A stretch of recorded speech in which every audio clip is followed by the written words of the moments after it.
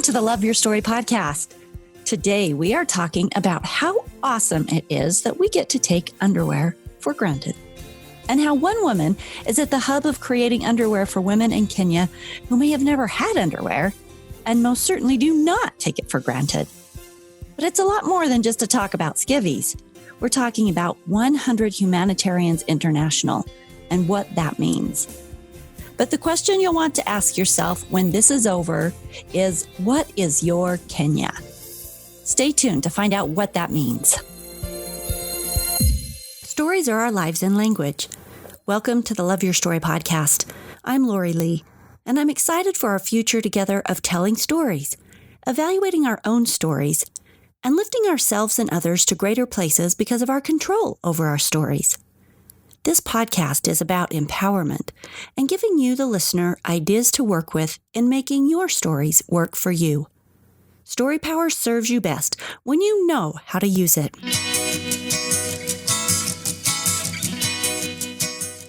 Heidi Totten is a business strategist that creates programs and mentoring opportunities to help people transform their lives. We hear a lot of taglines like that on this podcast. But Heidi does this through a unique way of meditating and writing that helps people create miracles in their lives. She calls it manifesting miracles. She is also the creator of 100 Humanitarians International, a nonprofit focused on economic development in Kenya, which includes teaching self-reliance and a whole lot of underwear. Today, I get to speak with her, and I'm super excited to have her on the podcast. Let's get the real story and all the details from Heidi. Heidi, welcome to the podcast. Oh, thank you, Lori. That's so funny. It's so funny how you describe that, because I never would have thought that I would ever be doing this. And I never would have thought that my name would be associated with underwear. Right. I was going to say, you might become the underwear queen. No, I am actually giving that crown to my friend Marissa, who created the underwear pattern. And I'm just simply creating an underwear movement based on her pattern. That's kind of awesome. Who doesn't want to be the creator of an underwear movement? Right. Oh my. That sounds, that's a little scary. So thank you so much for having me on today. Absolutely. So let's go back a little, backpedal. Tell us a little about you as a normal everyday person so we can get to know who you are before we get into some of these really fun and interesting things you're doing. Okay, sure. Well, I am actually just a pretty average person. I am a mom with 2 kids, and I live in a suburb of Salt Lake City, and I've been married for almost 16 years. My kids are 14 and 12. I homeschooled them for 5 years and stuck them back into school last year, somewhat against their will, but they seem to have loved it, so that I could really focus and, pursue what I want to do with 100 Humanitarians and with my coaching program. And so I've been at this in the entrepreneur world for the last 10 years and never in a million years thought that this is where it would end up. But isn't that always how it ends up? And I absolutely love what I'm doing every single day. And so I just count my blessings that I get to do this. Isn't that the best stories? You don't know where they're going to twist and turn and where they're going to end up. And that's the fun of the whole adventure, right? Absolutely. Okay, so in 2015, you went to Kenya, and I'm assuming that experience really created a love for the area or the people. I'm not sure what happened there. So I'd like to know, what seeds did that plant that then catapulted you into this movement and involvement with Kenya? Tell us what happened. Okay. Well, I have to jump forward a few months in how 100 Humanitarians International started. And that was because I had gone to Kenya. I kept thinking, all right, now that I've been there, now that my heart has changed, now that I know I want to do something, what is it that I want to do? And I just kept pondering and thinking about it and thinking about what skills I could bring to the country. My degree is in family science. And so I thought, well, that's a good start. I could actually work with families. And then one Sunday I got out of the shower and a voice said, go start a group on Facebook called 100 Humanitarians, and I'll let you know why. And I'm not kidding. I stood there and I responded to that voice and I said, can I get dressed first? Because I was standing in a towel. And the voice said, just go do it. I mean, a little bit exasperated. So I picked up my phone and I started the group, 100 Humanitarians. And then from there, I realized that the question and the problem the question that really came to me was, what is the power of 100 people working together on any project in the world to create positive change? I had gone to Kenya because of peer pressure and because it was somebody else's project that I was joining in on. And I had no idea the impact that it would have. In fact, I didn't really want to ever set foot in Africa. That's kind of the funny part of this. But I did it because of peer pressure. And peer pressure to do what? To go. But for why? What did you do while you were there? It was a humanitarian trip. And our focus was teaching personal development. We taught in schools mostly and a couple of churches. And so, so I just was kind of tagging along. I mean, I wish that I had some big altruistic rah, I'm out to change the world. But honestly, it was like, all right, it's a girlfriend trip and it's fun and my friends are going, and it was very superficial. But my second day that I was there, I was sitting in a church in Western Kenya, and I just had it was like a veil dropped, and I knew that I was brought there for a reason and that I needed to pay attention to what I was going to experience. So when I got back, it was like, okay, my world has changed. It took me 8 weeks to stop crying, mostly because I was so homesick. Because literally, as I drove to different places in Kenya, I felt like I was going home. And not just because the Masai Mara actually looks a lot like central Utah, but because it was a feeling, and I just said, I have been absolutely called to this place. And I've talked to so many people since then who have said things about the same thing about Haiti or Nepal or the Dominican Republic or Guatemala, that they say, this place called to me. It really brought me home. And I can tell you that I have heard that from numerous people as well. I had a friend who went to Saudi Arabia and had that same feeling, like, I am coming home. Mm-hmm. And it was such a peaceful space. And, I've heard it from other people as well, a handful of times, not all the time, but a handful of times. And it's a really, really interesting phenomenon, especially hearing you say it again. Or I wonder what that is. I wonder what makes us connect with places that are so far away that we've never been to before, and yet they feel like home. Do you have any idea? Yeah, I do. I think it's that, there is such power in a tribe or an indigenous group of people saying, we need help, and their prayers are, please send the people who are meant to help us and that have the skills. And I think that that's something that happens all over the world, that we're called to places and to people and to times and experiences because it's how we can best serve humanity. And so, with me taking all of these random combined skills, my mom bought me a class for square foot gardening 10 years ago. And I was like, oh, great. But now I do it in Kenya, so it's like, okay, well, that came in.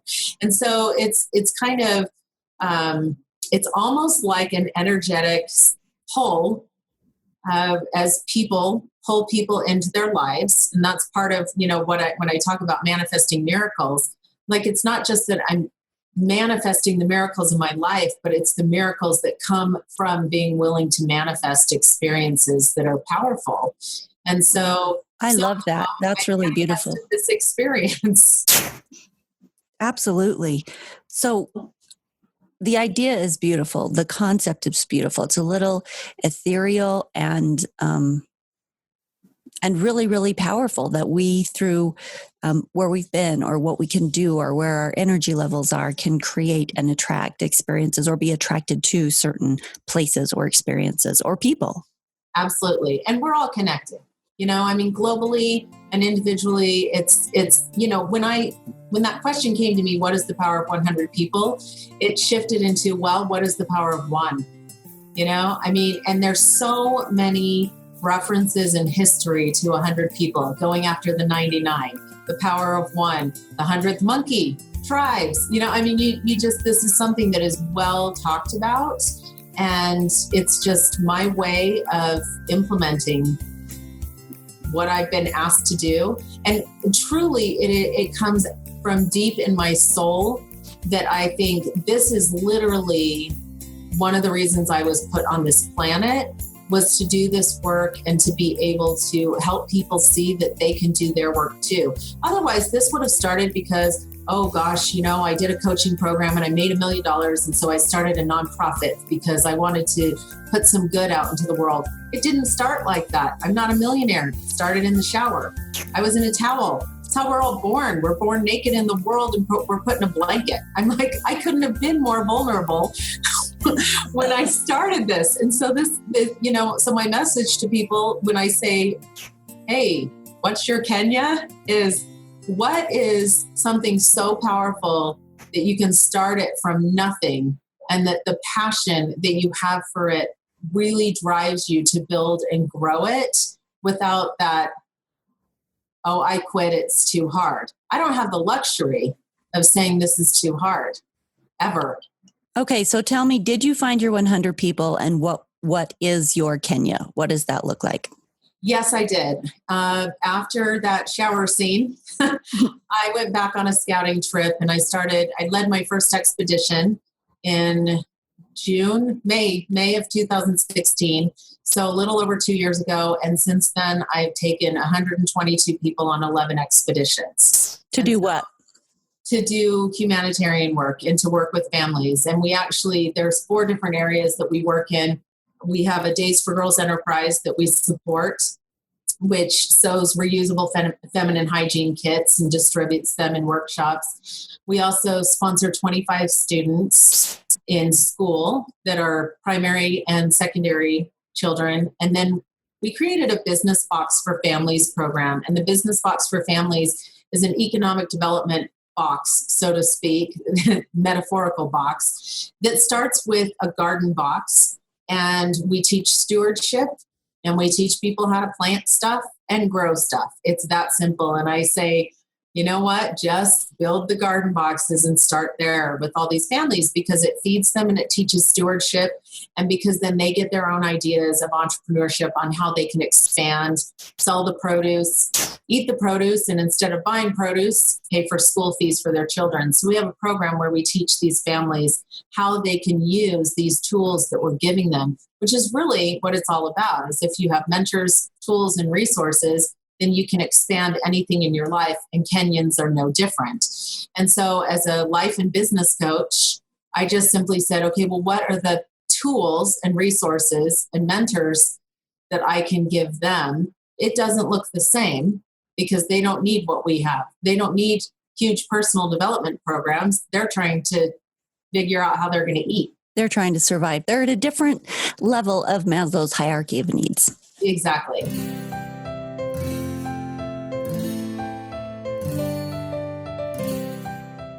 The people who have come with me, many of them have gone on to create their Kenya, which is their passion and purpose. And they've come home and they've said, you know what, I really want to focus on this, and I really want to help these people do this. And some people stay with us and say, nope, Kenya's my thing. I actually have about 20% of the people who have come with me more than once. And one 19-year-old in Twin Falls, Idaho has come with me 3 times to Kenya in less than 2 years. So this becomes their project and their purpose as well.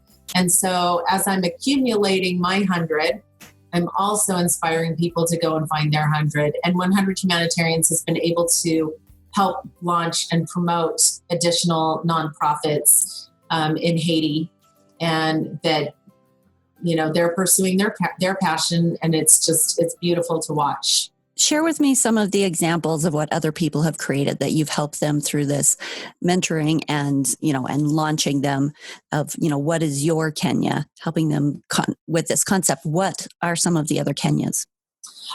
So my friend Liz Stone, she launched Empowering the One. And when I got back from Kenya, I want to say it was my first or second trip, my first or second expedition, she reached out to me. She didn't know me, but she saw me on Facebook. And I mean, we had been Facebook friends, the kind of fake Facebook friends. And she reached out and she said, I need a mentor because here's what I want to do. And she had gone to Haiti, but she didn't know where to go next. I mean, and in terms of how to develop her program. And she was tied in with another organization that kept saying, oh, we want to support you in this. And she didn't feel like she should align completely with that organization. She kept feeling the pull to do her own thing, which is what happens, and I've had people that have come with me that they felt the pull to do their own thing in Kenya. And I'm like, great, go and do, that's awesome. So what did she do? What was she actually doing? She has actually she works with an orphanage in Haiti, and she has created a mentoring program that mentors youth in life skills at this orphanage to prevent them from going into human trafficking. And so a lot of what we do as well is human trafficking prevention through things like underwear. I know that seems strange, but all of these tools are to prevent these youth and these girls who think that they have no other option. We interrupt that pattern and show them what other options they have.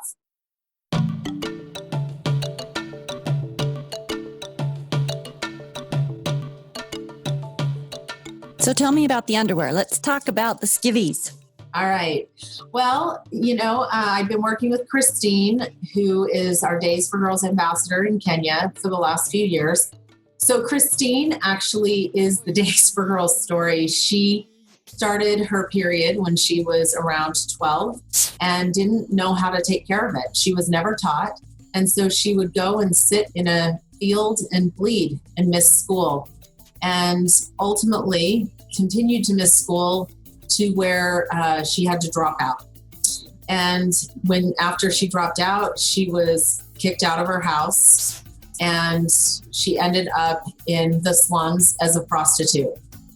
She got pregnant when she was probably 13 or 14. She doesn't know exactly how old she is, and had her daughter. And ultimately, because of her own miracles and her own perseverance and sheer will to be something different and someone different, she gained sewing skills and started a sewing center in Nairobi. And when I met Christine 3 years ago, she was very quiet, very shy. The transformation is unbelievable. And we were able, through a network of us, we were able to fundraise to send her to Uganda to the Days for Girls University so she could learn how to sew the reusable feminine hygiene kits. And so then we started doing fundraising here. Instead of sewing our own kits, we fundraise here, send the money to Christine, because now she has a team of 12 that are sewing the kits. And so it creates that economic development, and that she's supporting families as well as our objectives in Kenya. And my friend Marissa, who is a seamstress here, well, when Marissa came to me and she said, I want to create a pattern for Christine to make, I reflected back on Christine's story where she said to me, even if I had pads, my underwear was so full of holes that it wouldn't have held the pads. And so I said to Marissa, what if you create an underwear pattern? We can teach these girls how to make their own underwear. And she said, I can do that. And then she thought, as she was creating the pattern, well, we can't use elastic. What would they have access to, right? And so then I said, hey, could we use t-shirts like that 2010 5K race t-shirt that's just sitting in your closet that you wore once maybe, or that you've worn for painting, but what do you do with it? Savers or DI or Goodwill, they can't do anything with it. So it ends up in landfills because they can't sell it to somebody else. So we did an experiment, and we did a sew-a-thon, and we converted t-shirts into underwear. Now, some of these t-shirts had things like Mike Lee for US Senate or Congress, and SpongeBob, and all sorts of really motivational phrases that were coming off of these t-shirts. So it became really fun as we were making the t-shirts to imagine that. And then there's a rescue center in Kenya that we've been working with, and they have about 70 girls. And these are girls who have run from female genital mutilation in early marriage. So they've run from home so that they don't get married off. And so we have now been providing underwear to this rescue center. And it's been really fascinating to see the progress, because as it's grown, what we realized is that we were creating an opportunity for people locally to really get involved, because anyone can cut. This is a super easy pattern. And, we've got some mad sewing skills here in Utah. And so this became something where we would be able to say, all right, come and serve locally, and we're going to give globally. And then it went even further, because we used this to collaborate with organizations that are helping with suicide prevention. And then it becomes, all right, service versus suicide. If you've been impacted by suicide in your family, your friends, or if you're having suicidal thoughts, let us provide a place where you can come and where we're building a community. Because the people that come and sew, we've had tattoos, we've had temple workers, we've had all walks of life. I mean, no matter, we're like, come as you are, bring your sharp scissors, bring a serger, and let's hang out together and do good in the world. So it's really been powerful, and it's become this kind of funny thing that, okay, well, come make t-shirt underwear. Oh, and then it goes even further, because my friend Cindy Miller came to one of the sew-a-thons and she said, hey, I have a thermal cooker that's made out of fabric. It's in a kit. You can take it to Kenya. You just have to stuff it for the thermal part. And I said, can we stuff it with the other t-shirt remnants, right? Because we still have some left over. And she said, yes. So we literally can recycle an entire old t-shirt into underwear and into the stuffing for a thermal cooker, which reduces the need for fuel, firewood, and the time it takes to cook. It's just crazy how these things come in. But this is my favorite part, is to tell this story, because people literally look at me and they're like, what? Like, what? Are you kidding me? And I'm like, I know, right? Isn't it crazy? And it's so fun. I mean, it's so fun. I'm amazed at how many different things you have going on. Usually it's hard to focus on just one area and really excel at it. But this is just split and then split again and has become so many different things. And yet they all kind of tie together in this same space of economic and personal health and protection and growth of these people in Kenya. And it's what I realized, that for me personally, that my story is the faith walk. My story is to tell the stories. And I've always been a storyteller. I love telling stories, and I love telling funny stories and inspirational stories. And so this faith walk of literally waking up every day and saying, okay, where is it going to lead today? Is it going to be underwear or thermal cookers or water filters? We're the distribution team for the Water Bearers organization in Kenya. Where's it going to go? Who's going to come into my world? Okay, so tell me some stories. Give me a couple specific stories about the people in Kenya as you have given them underwear or thermal cookers. Oh gosh, thermal cookers, you should see the look on their faces, because they're kind of looking at these sacks. It's called a hope sack.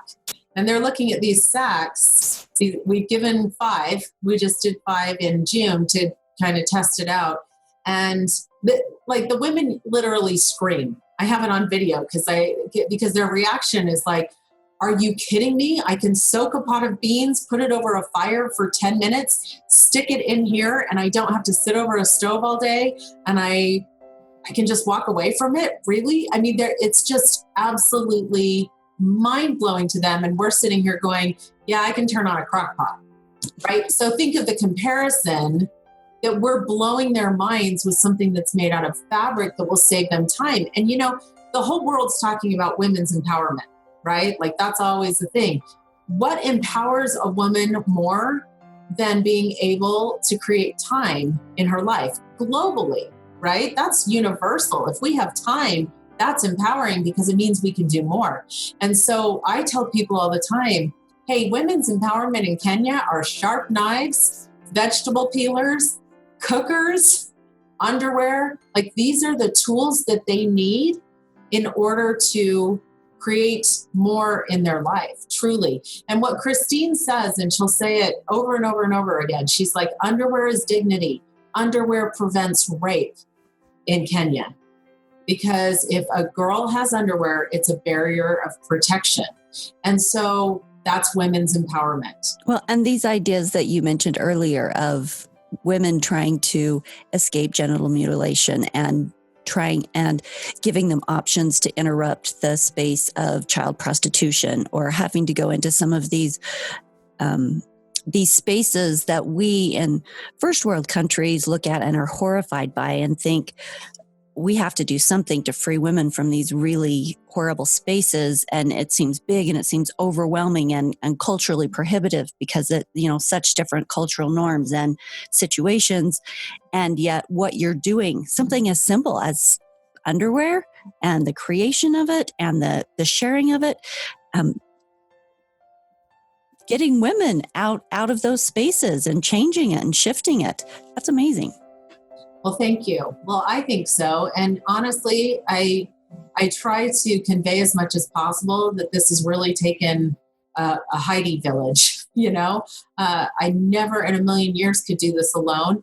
And here's the biggest laugh, that I have actually never hammered together a garden box in Kenya. That's not my strength. My strength is the organization and bringing people together. And then I really focus on letting people serve where they can shine and where their passion is. And, for me, that's the best story, is that when I can help them identify what they really want to do and have those experiences. I like to tell people, I just create space for transformation. And that might be in Kenya, or it might be on my back deck, or it might be on a Zoom call. There was a book I read years ago called The 15-Minute Miracle. And the thing that I absolutely loved about it was this concept of, with just a little bit of time every day, when you're focusing on the things that you are good at, not being compelled to do things that are outside of your expert zone, but things that you are good at. For instance, I was on the board of directors for CAPSA, which was an the abuse prevention, rape prevention, the shelter up in Cache Valley. And I was really young compared to the other people on the board. And I was wondering why I was there. I don't have the connections with wealthy people in order to raise the money that the rest of them do. And I realized through this process of struggling with this question was that what I could do was I could write their letters. I could write their newsletters. I could communicate and contribute in that way. And it was such a relief not to have to raise money, because raising money is something I don't like asking people for money. That's an awkward thing for me. And it was a relief and so much more exciting and so much more enjoyable to do what I was good at. And so I've always really appreciated that book and that insight of how powerful it is when everybody is bringing their strengths to the table in order to create what they're here to create. And so great wisdom and just that insight on what you're creating by letting people follow their bliss. Well, thank you. It's all about the question, right? What is the power of 100 on any project in the world to create positive change? So what's your Kenya? That's what I like to. Well, first, I like to say, do you want to go to Kenya? Which is kind of funny because they expect me to say, hey, do you want to go to lunch? And instead I say, do you want to go to Kenya? And then when they think about it and they're like, oh, do I? I'm like, really, I'm just asking you, do you want to do what it takes in order to make the impact that you want to make? That's all I'm really asking. And so what kind of impact have you seen then? I would love to hear some stories about the underwear over there and what difference that makes. So you take a t-shirt, you recycle it, you make a pair. Can you get one pair or more pairs out of one t-shirt? Well, we can really get like a pair and a few other pieces, because there's the main pair, and then there's the liner, and then there's the waistband. So we might be able to get a few liners and a few waistbands out of t-shirts. So then you make them here. You get together in groups of people who sew and cut. I remember when I reached out to you, I said, I would love to help you with this, but I don't sew. And you're like, well, can you cut? I'm like, yeah, I can do that. So people just come to these groups, help put together these pairs of underwear, and then you ship them over or take them over.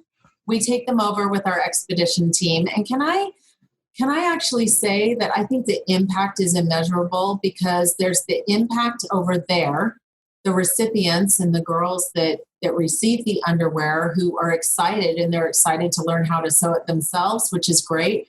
But I think that the impact here is really powerful.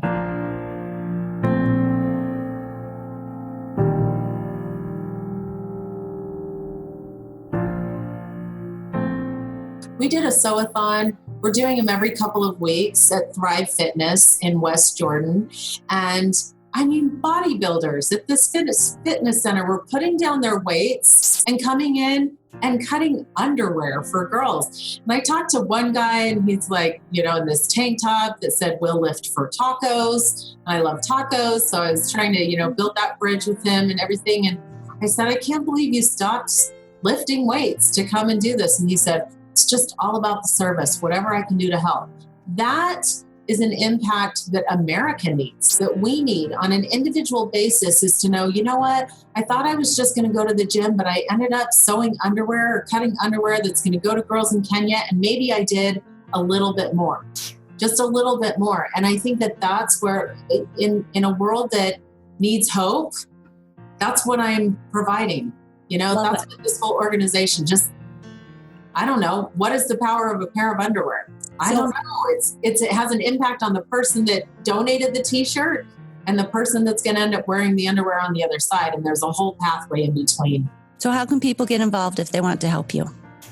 Well, absolutely. Join our Facebook group. I believe in radical accountability. And whenever we do a fundraiser, or whenever we're doing projects or expeditions, that's where we post the results of what we're doing. So there's a lot of information in there. Coming to Kenya. I mean, I love taking people to Kenya, and it's way easier than you think. So how do they get a hold of you? They can actually just go to 100humanitarians.org, or they can find, I'm really all over Facebook. If they want to just message me directly, Heidi Totten, Totten.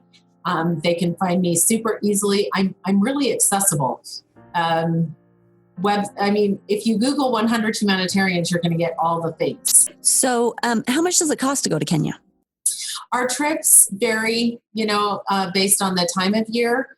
And because there's high season, it's the number one safari destination in the world. And so, but average is about $2,500 plus the flight, which that covers basically everything once you land on the ground, and all of your transportation, accommodations, food, all of that. We don't pay for your souvenirs. We let you handle that. But it pretty much pays for everything. And I have a whole training process. So when people come to Kenya with me, we start as a team. We determine our objectives within the 4 areas that we want to focus on. We assess the strengths of the team. If I'm taking a bunch of women, we're probably not going to be pouring concrete, so our projects are based on that. How long of a trip is it? The trip is 12 days total, 10 days on the ground. And we do go on safari, and we stay in places without bugs. Nice. Yeah. Well, thank you for being here and sharing what you're doing over there, sharing how it can help. Any parting thoughts? I would just like to encourage anyone that has that seed planted in them to serve, to not wait because they think that they have to have the resources to do it. I mean, if I can start with wrapped in a towel and just start a group, but I have that passion and that heart, this really is something anyone can do. Honestly, I know that I'm vocal and that I'm outgoing and that I'm an extrovert and all of that. But my friend Liz with Empowering the One, she's very quiet and introverted, and she's still doing her passion. She's still following her heart, and she is making a difference in lives. And it really is one-to-one. When we go over to Kenya, I say to people, find your one. Why are you here? Find the one person that you can connect to and have an impact on. And that's true everywhere we go. Well, thank you for what you're doing out there in the world. And thank you for the inspiration to others and for the difference you're making. We are all connected. So with every girl over there that you help, every family and woman that you help to learn how to grow their own food, that's just a phenomenal link in the chain of all of us. So thank you. You're welcome. And thank you for having me today. This is fun, and I always love to talk about it.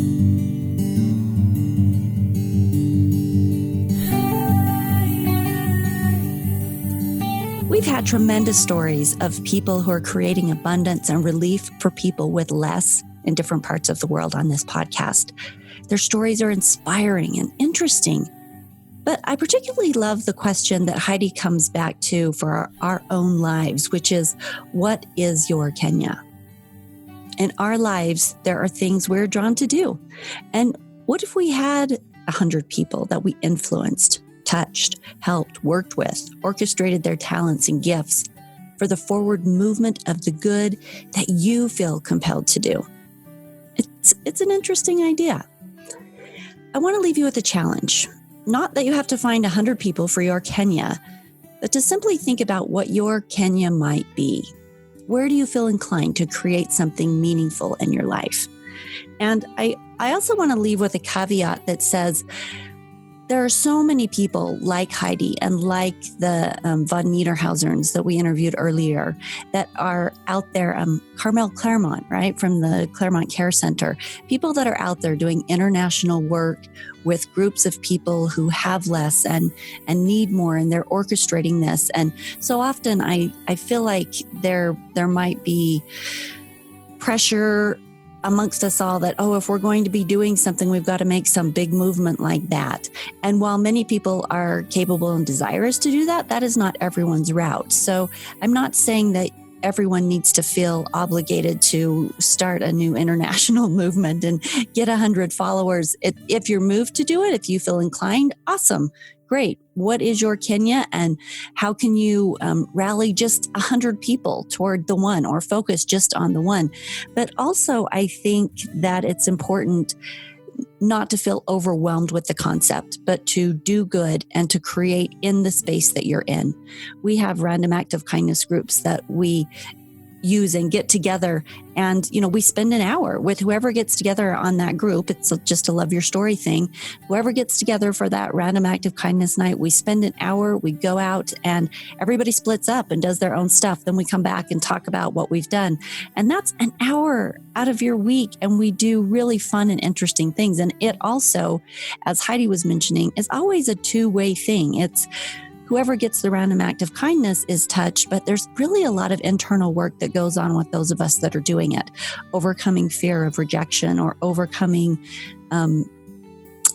doubts about if people are going to accept what we're doing, trying to decide, overcoming any selfishness and opening up generosity, and that internal work that goes along with it. So these kind of projects are very much two-way opportunities for growth, but they can be done on the micro level and on the macro level, whatever works for you, whatever speaks for you. And maybe you start small and go bigger, but they're things that we can work into the everyday way of living.